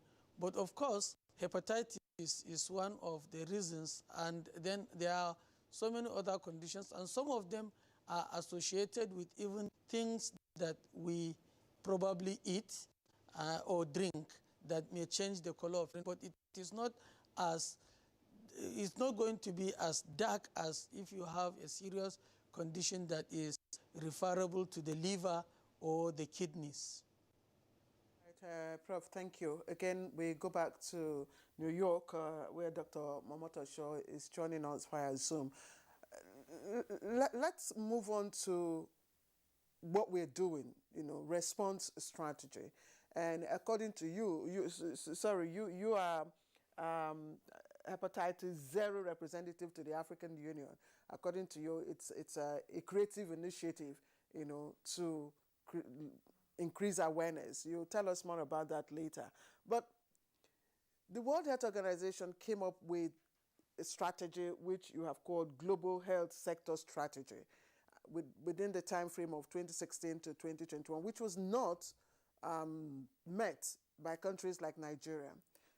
It then moved on to mainstream into the SDGs to 2030. Give us an insight into our implementation. How is it now? Are we better now? Are we doing the right thing? Are we on course? Claire, you know the answer yourself. I'm surprised you're not smiling. Well, before I get into responding to those two questions, which is what we're doing as a global body in response to hepatitis and the status of that response, let me quickly dwell on the question that Kingsley has asked twice. You see, for the purpose of clarification, I would like our audience to understand that most cases of hepatitis are asymptomatic, meaning they may not even present with symptoms. Yes, you can have all those clinical features like fatigue, like mild fever, like floating poo, like dark colored urine, and we all know that different things can be the cause. You see, the easiest way is to actually have a test done. So for me, part of the things we should be talking about really is to get people out there to go and get tested. That's one. And then encourage them, counsel them on what they need to do so that they don't contract this silent killer. For instance, they should shun drug abuse, like we all know, using hard drugs. And if they must, I'm not encouraging it, but if they must, then let them not share needles. We should not encourage unprotected sex. We should ensure that pregnant mothers are tested prior to delivery. That way we can prevent the mother to child transmission, which we call vertical transmission. We should ensure that people wash their food thoroughly before eating, especially fruits and vegetables. It's important. Then when we're drinking water, we should ensure it's boiled at least. If you can't afford to buy maybe pure water or sachet water or even bottled water or water in cans. The most important part of this is the education for our people to know how to protect themselves. You see, because by the time you're truly seeing the symptoms, like the edema that I mentioned, or even jaundice, or even the floating poo or the dark color urine, which may be due to some other causes, the liver will have been too compromised at that stage. So testing is the key thing, and that's why we want people to know. Instead of waiting to look out for this clinical signs, let them go and get tested. That's the easiest way. And testing is affordable. And that brings me directly to the next part of the question, which is the inability of nations to meet the hepatitis strategy. When they did a strategy from 2016, 5 years, 2016 to 2021, WHO realized that only 6 countries, just six countries were on track towards meeting this target. They quickly came back, redesigned it, repackaged the strategy, and then aligned it with the SDG goals, particularly SDG target 3.3, which aims to halt the transmission of hepatitis of transmittable ailments, with particular emphasis on viral hepatitis by the year 2030. Now, 9 years to that target, only 6 countries of the world, not in Africa, of the world, are on target to meet that. Nigeria, of course, is not one of those 6. We do have an hepatitis desk under the NASCAP in the Federal Ministry of Health, but that is not enough. We need to get talking. We need to be able to expand this dialogue so that the case finding can increase, so that we can drop the number from like 90 to 95 who are undiagnosed to as much as maybe even 50, so that we keep going. In the next 4, 5, 6 years, it can be done. That way we can have catalytic funding. When we begin to talk about it, you notice for several years people were in self-denial about HIV/AIDS until the media got involved. Then everybody started talking about it, and then people realized it is not a death sentence. And it will shock you that people with AIDS are living even better quality of life than me and you today, because they know their status and they're going for regular treatment and having regular checkup. That way we can actually cascade care. When people know their status, then it becomes a lot easier to harmonize cross-functional activities across the entire health system, so that more diagnoses will lead to better treatment and care of the ailment itself. And one of the cardinal points of the AU strategy is to ensure that each hepatitis unit within each member country of the African Union expands beyond just a desk. so that you have, beyond the unit, you have a division, the way you have a malaria control unit, the way you have NACA, an agency. Let's have agencies like that for hepatitis in each country, and that is what the African Union is pushing. That way there can be specific budget for hepatitis, and whatever strategy that is available is fully implemented. I'll tell you something that will shock you. We had a 5-year strategy in Nigeria, and that strategy is ending, that 5-year strategy is ending this year, and like you already guessed, nothing has been done because there's not been funding for that particular strategic program. But when it's an agency or a unit or a division on its own, there will be funding allocated, and then it will get the desired attention so that we can get talking about it, get people to get tested, get them treated where possible, and then get those that are negative vaccinated. Back to the studio. Mike, I want to remain with you. 2 questions, please, if you could answer them briefly. The first one is on mainstreaming the SDGs, which of course has the hepatitis goal, mainstreamed, integrated. Now the SDGs have been mainstreamed for implementation into the national planning line of the state governments, apart from what the federal government is doing. So it behoves the state government to now implement based on their own priority needs. So don't you think that would also affect our target, goal? Should we have, like you said, we have an office that is supervising, the implementation of the SDGs. Should we also have an office desk in different parts of the, states designated for hepatitis? That's one. You talk about funding, lack of funding. I'm aware, and you also gave that information, that there are funding windows, through donor partners for African countries, wherein they can apply for, about 90% discount. So why are we talking about funding issues? Well, the 90% discount you did mention, Claire, is on hepatitis C drugs, which on the average costs about $90,000 for a treatment regimen. So with about 90% discount, it comes down to about $9,000, which you agree with me is still unaffordable to the average Nigerian. A few pharmaceutical companies have come up with more affordable treatment options that cost between $100 and $200, especially even in Egypt, where some drugs are already being manufactured. So yes, it is available.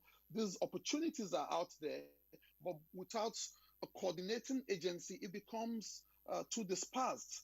People will find it difficult to harmonize our efforts and then optimize the opportunities that are there. Yes, the National Primary Healthcare Development Agency is trying. For instance, the hepatitis B vaccine is part of the child dose vaccines that have been given all the way to the state primary healthcare level. But the problem with our people is that only between 42 and 52% of our mothers start the dose, and much less than that finish it. You know the number of mothers that actually give birth at home. Those are part of where the problem is.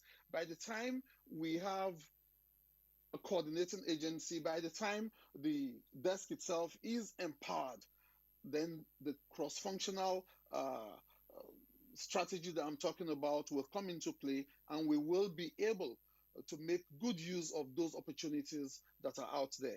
For instance, we as a commission have partnered with the National Orientation Agency, and we're making hepatitis awareness available in all the 774 local government areas where the National Orientation Agency has offices.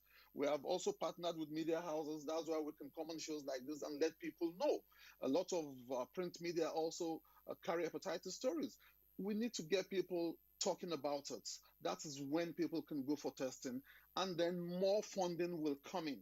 You see, your passion usually is directed where you show a lot of energy, and the energy will come from the amount of talk that you're giving to that particular subject. So like we're giving hepatitis a lot of attention this month now, or this month, July, this week, and particularly 28th of July, which is World Hepatitis Day.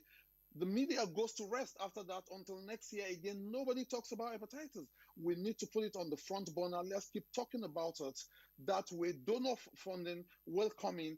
Government will talk about it. Everybody will begin to talk about hepatitis, and then we'll begin to take it serious, because it is indeed a silent killer.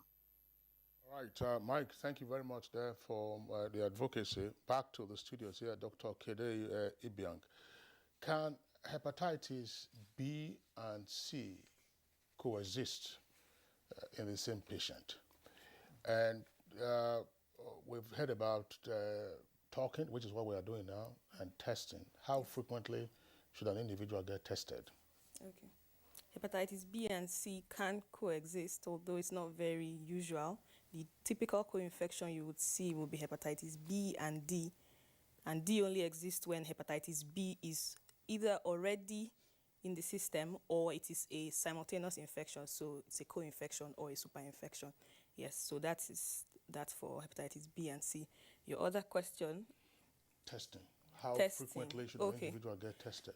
I really think, I'm of the opinion that the same way we mainstreamed HIV and AIDS and said, okay, you need to test for HIV every 3 months, 6 months, and then we made it such that you could enter into any hospital, a general hospital, and even a primary health center, and you can get a quick test kit for HIV.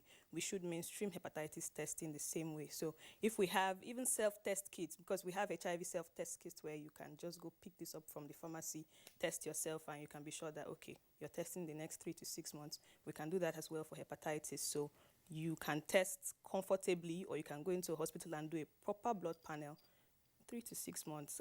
As long as you are being cautious, you are taking in good food and water, trusted sources of water, and then you are properly washing your food and vegetables before eating, properly cooking them, and you are taking all of the other precautions about blood products, sharp instruments, and sexual intercourse that is protected. You may not necessarily have to test every 3 months, but if you do happen to get to a hospital and you are having a laboratory test and you have blood taken, it doesn't hurt to do a hepatitis test as well. Is it costly? No, it is not. Not that I know of. Usually if you go to a teaching hospital and you have a blood panel, say 1,500 to 2,000 naira, and you are having a full blood count, a white blood cell count, a HIV test, hepatitis test can easily be included in that. Are these test centers, are they designated testing centers for hepatitis? No, not that I know of. You can test. You just walk into any... Yes, you can go have hepatitis test done. You can go into a lab and request to have hepatitis and HIV tests done.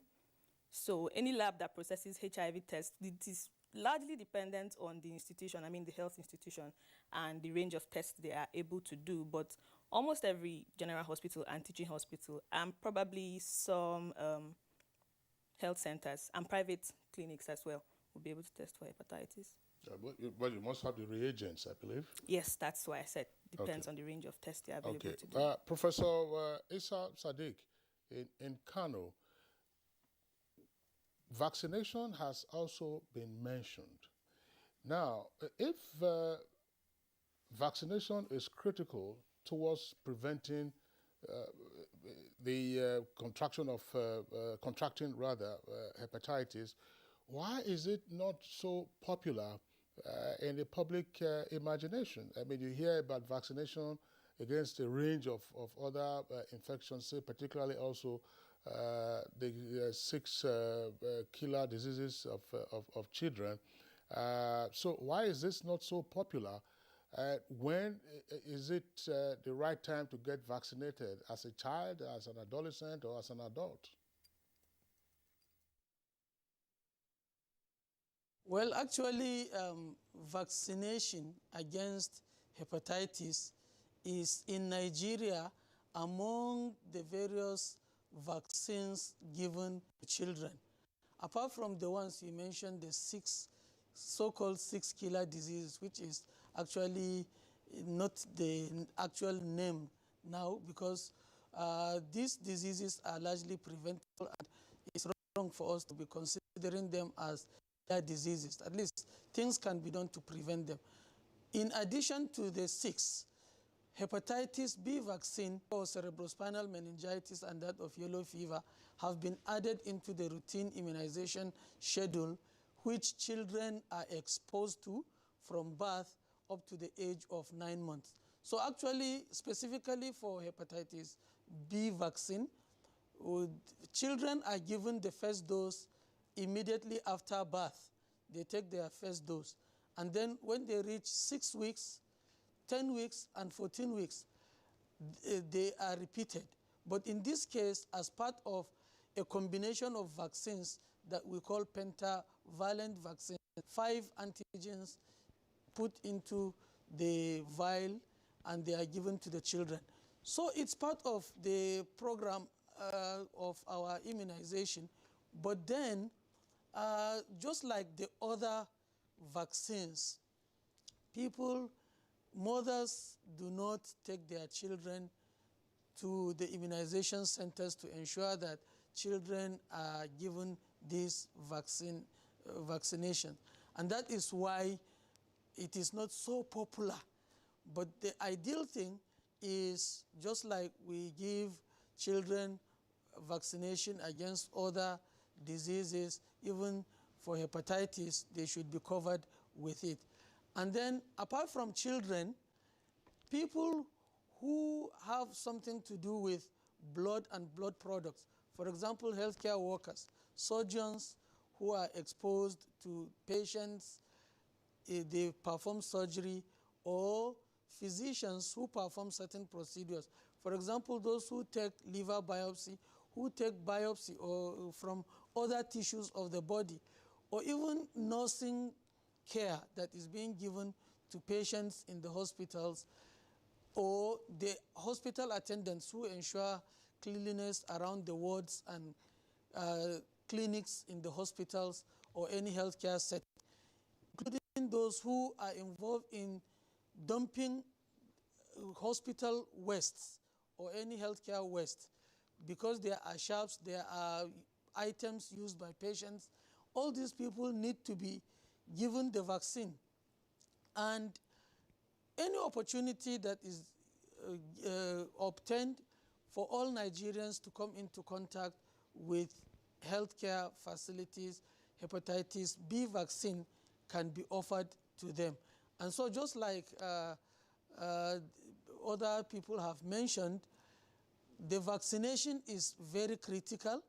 So apart from specific groups, which I already mentioned, and others who are probably at risk, for example, intravenous drug users, which of course should not be encouraged, but these people, if they are into it, there is nothing preventing them from taking the vaccination, such as people who have multiple sexual partners, or in fact, any risk factor associated with transmitting this illness. People in those groups need to be protected, and so vaccination can be offered to them, and they should make effort to go for it. And most likely, even with their exposure, at least if the vaccination is being given, they may have some benefit in terms of protection against hepatitis B. Okay, thank you, Professor Issa. Dr. Mike, my question is to you, and the theme for this year's commemoration is hepatitis can't wait, this urgency to eliminate it by 2030. And you yourself have also emphasized the need to come up with creative ways of doing that. What is hepatitis zero? Thank you, Claire. Hepatitis zero is the brand for a Rotary Action Group for hepatitis elimination. It's akin to the World Polio Eradication Project of Rotary. So this is also similar. It's actually World Hepatitis Eradication Project. It's just that for us in Rotary, we hold on to one particular project as a focus project. It doesn't mean we're not going to focus on other areas, but there are 6 areas of focus. But more importantly, we hold on to one star project, which is polio for now. And the way we're going, once polio is off, we may adopt hepatitis too. So the way it is, we're present in 115 countries. The Commission is present in 115 countries. And in Africa, we're present in 36 of the 54 countries in Africa with over 54,000 volunteers, present in 553 Rotary clubs. In Nigeria alone, we have more than 1,000 volunteers in all the 4 Rotary districts that we have in Nigeria. What we do basically is to advocate for more advocacy, to advocate for more funding, advocate for more awareness, advocate for more care for patients of hepatitis and even prevention methods. And that's why for us, in most of the places where we operate, we actually make the screening available free of charge. And then even the vaccines are available at subsidized rates. At this point, let me quickly come in with what WHO suggested, which is part of what should be enforced.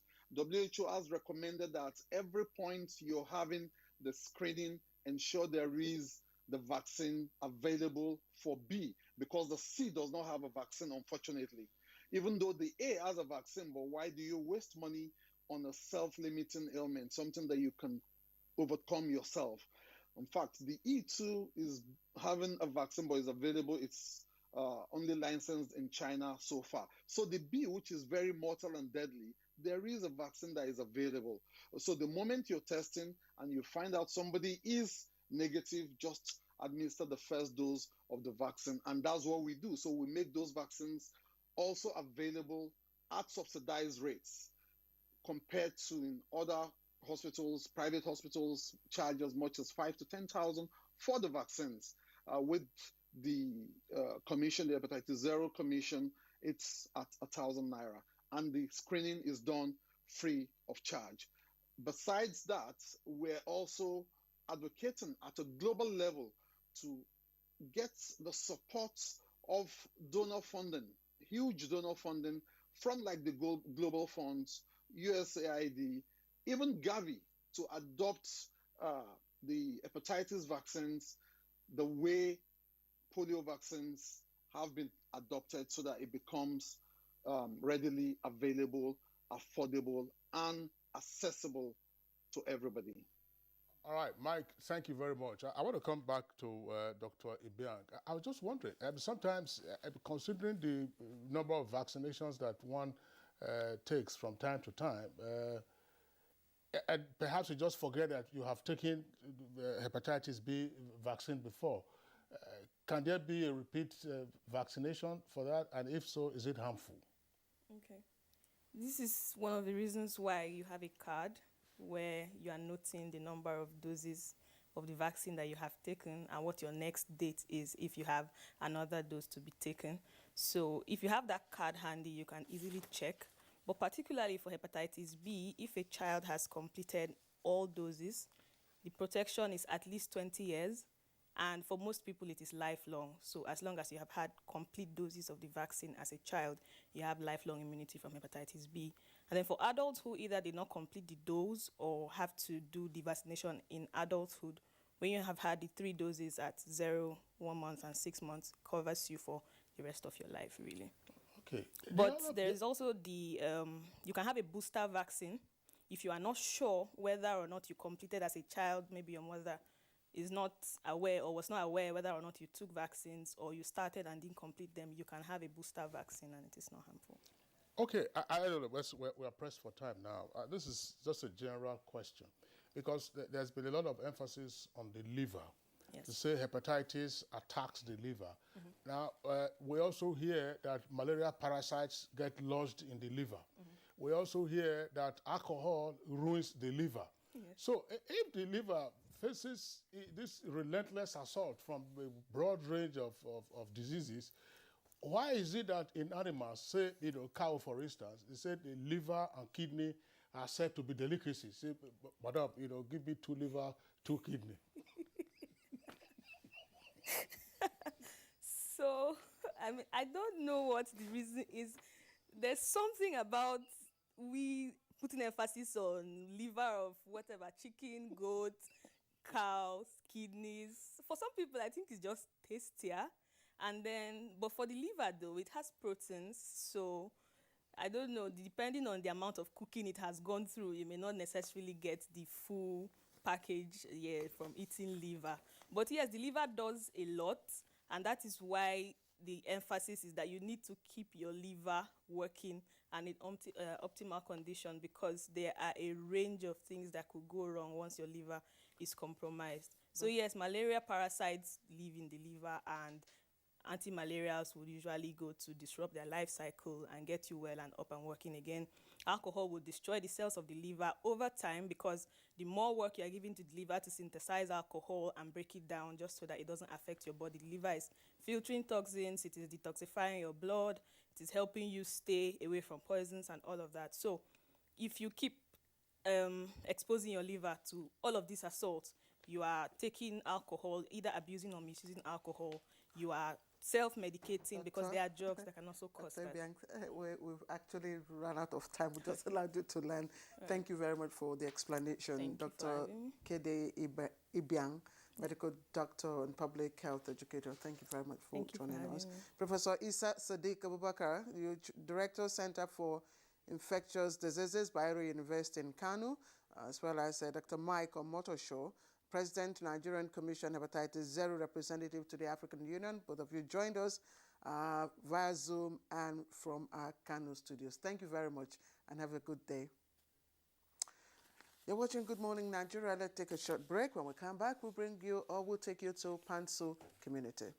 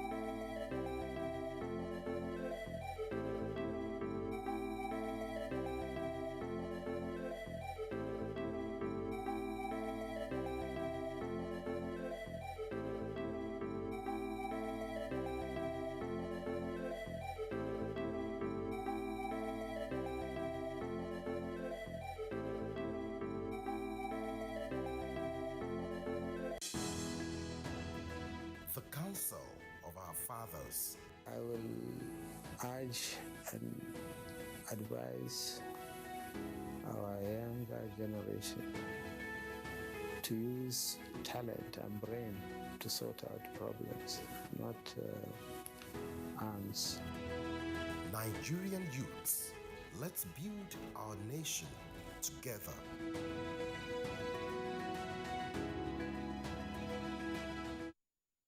Nigerian youths are about the greatest assets the country has at the moment. It is therefore not surprising that the administration of President Muhammadu Buhari is strategically responding to the yearnings of the youth through multiple projects and programs. Youth entrepreneurship support years by Bank of Industry, the Youth Investment Fund by the CBN, and several other conditional cash transfer programs. Recruitment of 774,000 social workers, majority of whom are youth, and so many other projects that are beneficial to youths directly or indirectly.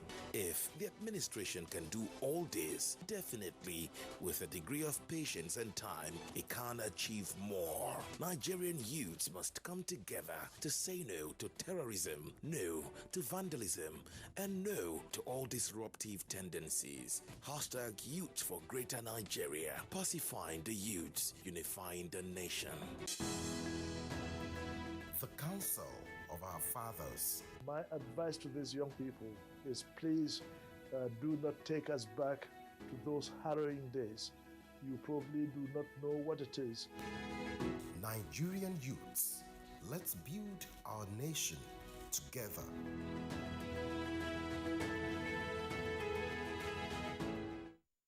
Dear compatriots, our country can be as great as we want. Let us all commit ourselves to its greatness. We must be willing to set aside our differences, unite and stay as one. In our expansive landmass, human and material resources, and plurality lies our strength. Let our challenges lead us to rediscover our common ground, and together, let's find solutions. This will take some time, so it requires patience, tolerance, and forgiveness from every one of us.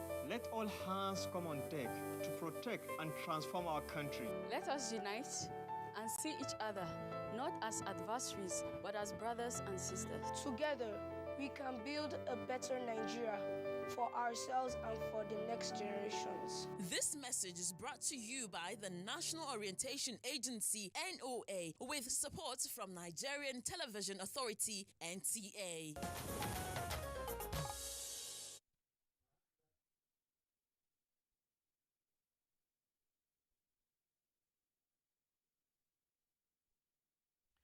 All right, welcome back. If you just joined us, you're on to Good Morning Nigeria and about to start our second topic for conversation this morning. And we're taking you to Panso community, where the Development Association will be having their national conference. So you want to know who the people of Panso are and where are they from, what part of the country are they from, and what is the rationale behind their national conference.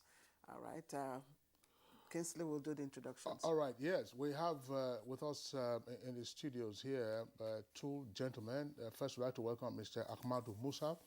Mr. Ahmadu Musa is the president of the Panso Community Development Association in Sadana local government area of Taraba State. It's good to have you with us on the program this morning. Thank you very much. Okay, also here with us in the studios is a very senior citizen, Mr. Joseph Unga. Is a retired primary school head teacher and an elder of Panso community. Mr. Unga, pleasure to have you with us on Good Morning Nigeria. Okay. All right. Let's begin with Ahmadu Musa, President. Just tell us, I don't know, you say that Panso people are from Sadana local government area of Taraba State. But who are the Panso people? Yeah, the Panso people are one of the ethnic groups in the Sadana local government of Taraba State. And in the local government, we have 5 ethnic groups. We have the Mambila, the Kaka, the Fulani, and the Kambu. And Panso is the 5th ethnic group. So the Panso is one of the ethnic groups in the local government. And the Panso community itself now want to organize this conference in Abuja. So what are you people, what are the Panso people known for, basically? The Panso people are very entrepreneurial. We are very hardworking. We are diligent, and we are known for our hard work. And because of that, we have decided to now expand and look outward to bring all our sons and daughters who are outside and our stakeholders to bring them together and to see how we can, map out an agenda for our development, for the forward, for the future of our, our community. I imagine, Elder Joseph Nga, that over the years, having been a teacher, you would have produced a number of prominent Panso sons and daughters. What is the state of Panso today? Really, the Panso people are really, they're far advanced. They're far advanced. Some of them are doctors, some of them are lawyers, some of them are architect, all types of field, within all types of field. So, when you say Panso, is there any town or city that is associated with it? Or is it largely rural? It's largely rural because we are concentrated in Gembu. We are actually mixed up, within the local government.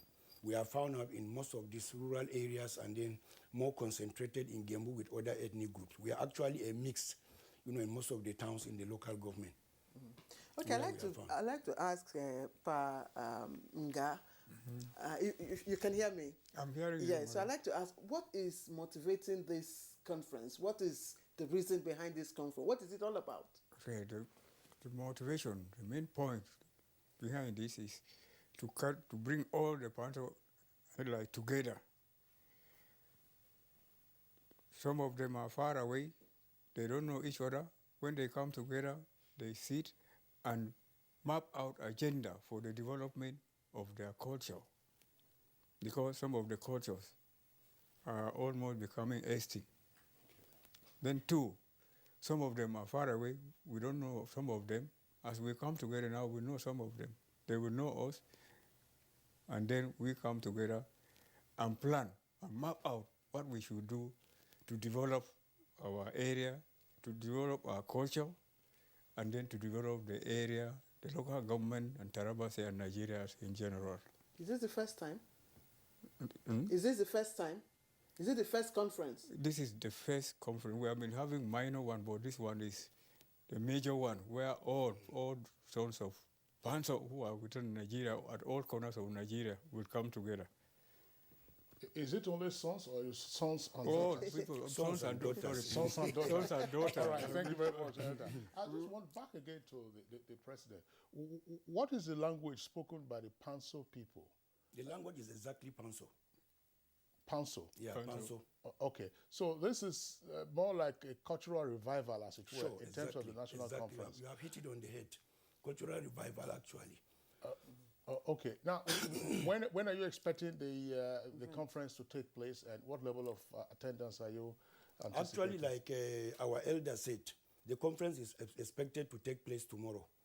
And the level of attendance, and like he rightly said, is that we are expecting all our sons and daughters who are outside, even in the diaspora, who might want to come back, because like he said, we have been having many festivals, but they have not been coming home. But this is an opportunity for them to come in so that we can sit together and then map out our development agenda and see how much we can do back home for the community. Do you fear, for you to say you want to organize a cultural revival of this nature through a conference of Panso people, do you fear that you were losing your culture, you were losing your identity? Yes, we are. Yes, it's also part of it because, our elder actually said, the younger ones are not more, they are not now, inculcating the culture again, because they are losing out. It is very common to find some of these young guys young men and women who might not be able to speak the language again. So we are also trying to encourage to see how some of these people who cannot speak can actually encourage them to key in back home and then, be able to speak. And because tomorrow's conference is not just about speaking and speaking, we are just also going to showcase our culture in terms of a mini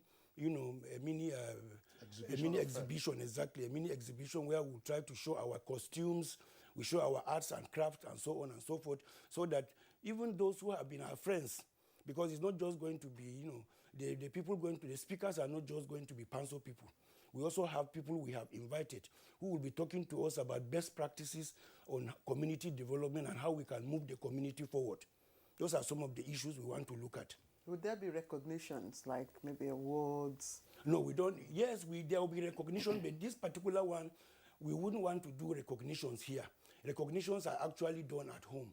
But for this particular one, we want to focus on the objectives of the conference, which, like we said, is bringing in the stakeholders and our sons and daughters to diagnose our problems, look at the issues we have, and see the way forward on how to improve on the development of our community, in terms of building the skills of our youth, in terms of mentoring and empowerment of our women, and so on and so forth.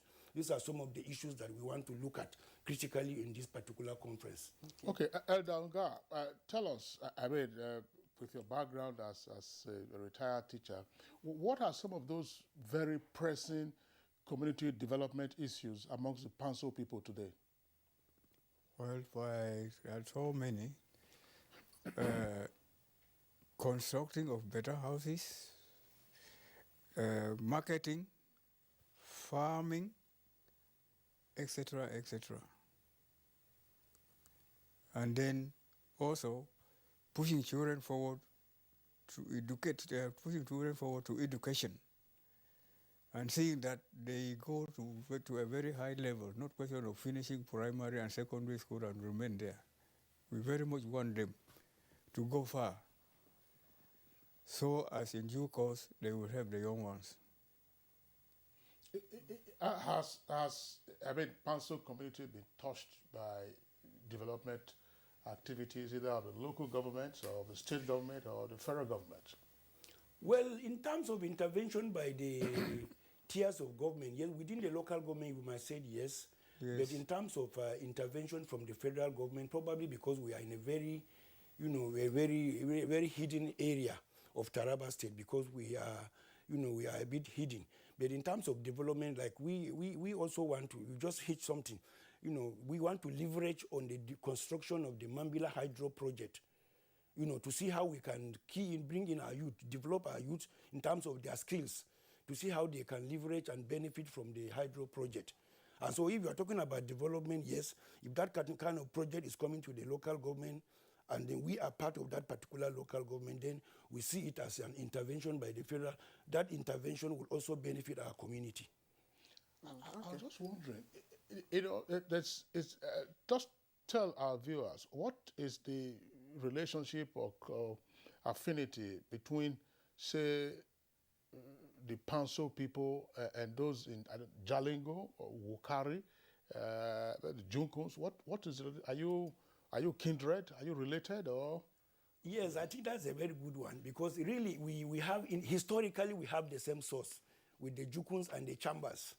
We have the same source that, we have a source from the Tikari. We have the same, maybe Tikari, historically the Bantu. We all come, and that's why we use the same costume with the Chambers of Ganye in Adamawa State. We also use sometimes the same costume with the Jukuns. In the far south of Taraba, that's the Jukun people in Wukari, and then also the Chamba people in Taku. We use, so that dressing and the same costume we use, also, makes, ensures that, or tells us that we have the same source, Although we are, in terms of distance, we are a bit far, but in terms historically, we try to trace our source, from the same source with this individual, with these particular communities. I'd like to adjust my last question to Elder Nga, and that's because you are a retired primary school headmaster, which tells me that you'd be interested in the education of the Panso, people. How would you evaluate access to education, especially for the girls? Really, this time, as I had earlier said, we are now pushing them forward.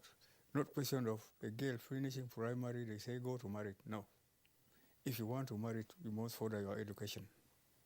That's where we are now. And really, it is in practice. We have really put it into practice. Those that cannot be able, the parent cannot be able to sponsor, through this, our organization, we sponsor them. That's wonderful. Are there linkages between the home Panso community and the diaspora, and how much intervention do diasporan Panso people make in the community? It's not the intervention is not much, because we don't even have so many of them in the diaspora. The diaspora we might be talking about here is just probably within the country, because most of our sons and daughters are actually based in Abuja here, and then most of the major cities within Nigeria. So those are the kind of individuals who have also been assisting in terms of looking backward to see what they can also do to intervene, like the kind of issue that our elder is raising in terms of girls, the girl education. So when these girls finish from school and they want to get them married, some of these, our diaspora people, probably in Abuja and other cities will come in to intervene and to support. Because some of them might want to marry these girls because they don't have the wherewithal and the resources to sponsor these girls to further their education. So some of these people from outside would sometimes come in to intervene and to assist, to take some of these girls to further their education. Okay, it's all right, just for them to tell us where the event is holding. Taking place, yes. Yeah, the event is holding at the International Conference Center here in Abuja. And we are starting the event at around 9 o'clock in the morning. And like I said, it also have to, apart from the discussions and the dialogue and exchange of ideas, we also have a mini, exhibition where we want to show the whole world about our culture, our dresses, our dance steps. You are also invited to come and see the kind of dances that we can, we do and so on and so forth, So all these are, very, very keen. Food is part of culture. Yeah, food exactly. In fact, if you come, you will eat our vegetable called kumbi, newseji. We will come and eat our vegetable. It's a very highly demanding vegetable. We call it newseji in our language, but in the whole of Mambila Plateau, we call it kumbi. Kumbi vegetable, yes. The correct name is what is it made of? The correct name is akuberi.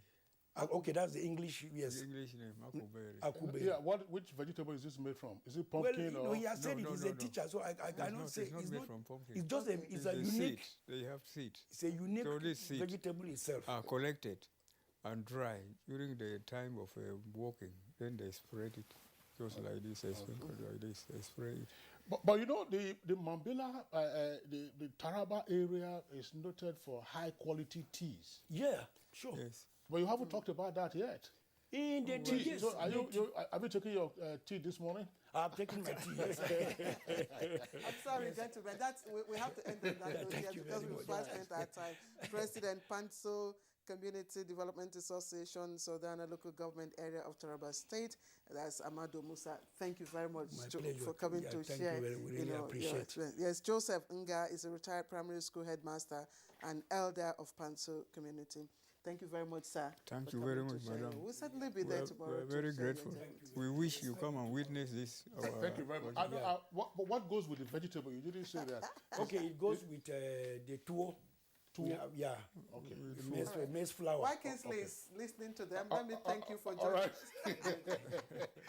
All right. So that's it for us on Good Morning Nigeria today. We appreciate your being with us. The program returns on Monday, same time as always, 7 in the morning. Enjoy your weekend. I'm Kingsley Osadolo.